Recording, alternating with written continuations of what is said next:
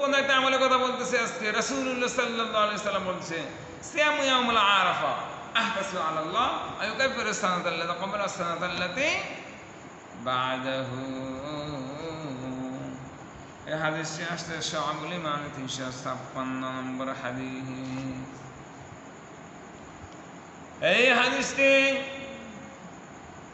সহিহ মুসলিমের 819 নম্বর হাদিসের মধ্যে রাসূলুল্লাহ সাল্লাল্লাহু আলাইহি সাল্লাম বলছে সিয়াম ইয়াউমুল আরাফা, আমি আশা করি আরাফাতে বসে সিয়াম বিগত 1 বছর ও আগামী 1 বছরের কাফারা হয়ে যাবে।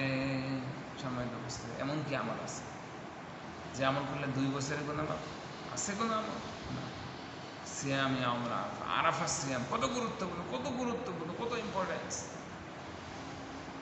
এই সিয়ামগুলো পালন যদি আমরা করি, আল্লাহ রসুল বলছে 1 বছর আগের ক্বাবলা সানাতাল্লাতি ক্বাবলাল সানাতাল্লাতি ক্বাবলা সানাতাল্লাতি বা'দা, 1 বছর আগের 1 বছরের পরে আল্লাহ গুনাহ মাফ করে দেবে।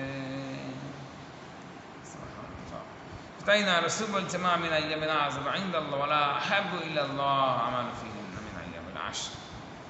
এই 10 দিনের সবচেয়ে আল্লাহর মর্যাদা কোনো দিন নেই।